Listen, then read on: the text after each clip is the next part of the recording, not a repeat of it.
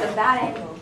Alright, so something that I thought would be productive for y'all to learn how to do if you don't already know is how to change your car's oil, which is kind of a big deal. So first, what you're going to need, you're going to need a jack if you're doing it like in your garage or something, unless you have like a legit garage and you just drive it onto the lift and lift it up and walk under it, but most people don't have those.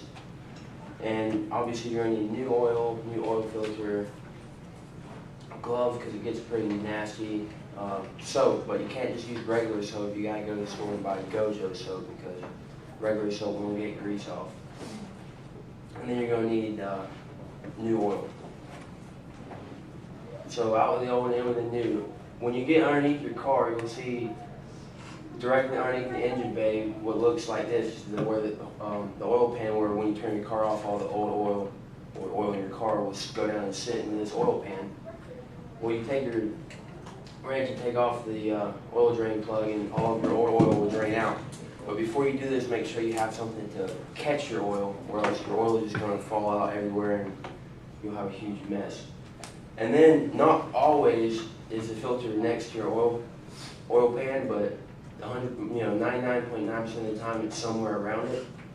And it's hard to miss the filter because it looks like a filter, obviously, just in an aluminum can. And you just unscrew that and let that drain out. And let all the oil drain before you tighten everything back up. Like I said, let everything drain out. Because if you put new oil in with the old oil and then don't let everything drain out, then it's kind of a waste of time and waste of your money. And make sure you put everything on tightly and correctly, because if you don't tighten up the oil plug all the way, you could potentially be driving down the road and let's say you put it on loose and it blows off and then all your oil leaks out. Then your car overheats and blows up and you have to buy a new motor for your car.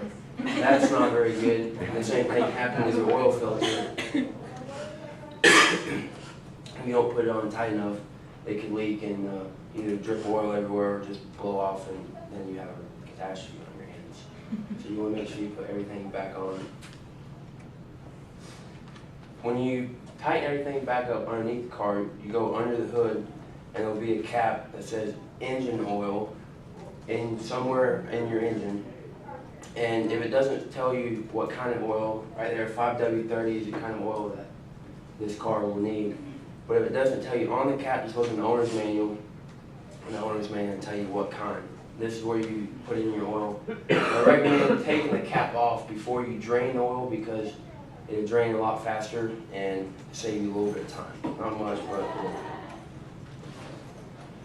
And then once you've put all your new oil into your engine, so you need to check it and make sure you have the right amount.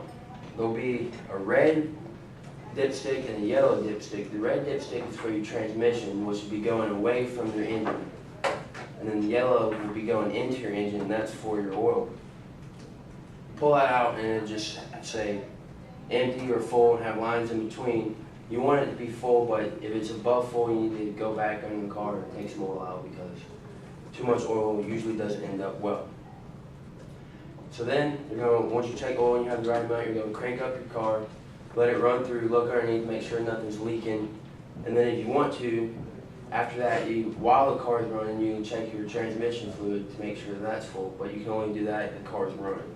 If it's not running, all the oil will leak down to the bottom of the transmission and you won't be able to check it. And that is how you change your oil.